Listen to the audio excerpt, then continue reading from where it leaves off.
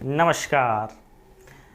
तो आज की इस वीडियो में हम समझेंगे क्या है भारत का राष्ट्रीय प्रतीक चिन्ह, क्या है इसका इतिहास, क्या है इसका महत्व और ये कहाँ से लिया गया है। तो हेलो एंड वेलकम दोस्तों, मेरा नाम है सुनील और आप देख रहे हो मंडला टीवी यूट्यूब चैनल। तो चलिए वीडियो को शुरू करते हैं।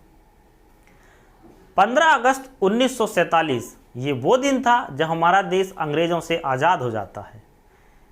26 जनवरी 1949 ये वो दिन था जब हमारे देश में संविधान लागू होता है और ठीक इसी के एक साल बाद यानी 26 जनवरी 1950 ये वो दिन था जब हमारे देश में अशोक के प्रतीक को राष्ट्रीय प्रतीक के रूप में संवैधानिक रूप से स्वीकार कर लिया जाता है। यहाँ से एक क्वेश्चन निकल कर आता है, तो आखिर ऐसा क्या था अशोक स्तंभ में जिस कारण से इसको हमारे देश का राष्ट्रीय प्रतीक चिन्ह बनाया गया।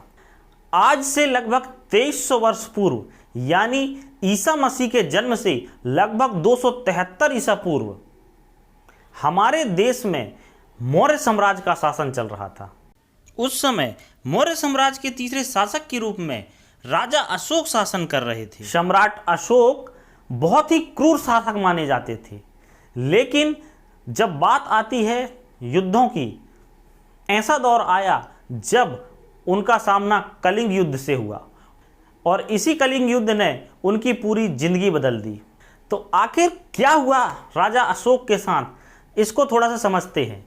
तो बात है जब कलिंग युद्ध चल रहा था तो कलिंग युद्ध में लगभग लाखों सिपाही अपनी जान गंवा देते हैं। इस भयानक कलिंग युद्ध के नरसंहार को देखकर राजा अशोक के हृदय को बहुत धक्का लगता है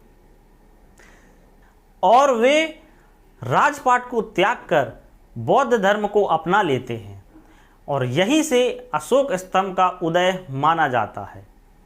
तो चलिए अब बात करते हैं फिर अशोक स्तंभ का इन सब से क्या रिलेशन है। तो चलिए इसको भी समझते हैं। तो जैसा कि हम जानते हैं राजा अशोक ने बौद्ध धर्म को अपना लिया है।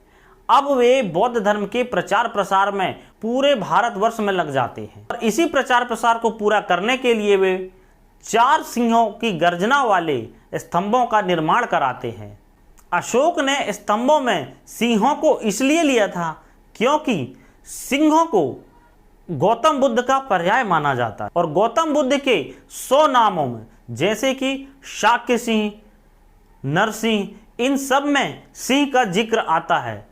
इस वजह से अशोक ने प्रतीक के रूप में सिंहों को लिया। गौतम बुद्ध ने जब सारनाथ में अपना उपदेश दिया था तो इस उपदेश को सिंह गर्जना के नाम से भी जाना जाता है। बस यहीं से सिंहों की इस बनाई हुई आकृति को अशोक सारनाथ में स्थापित कर देते हैं, जिसे आज अशोक स्तंभ के नाम से जाना जाता है। साथ ही साथ यह आकृति आज आप भी देख सकते हो।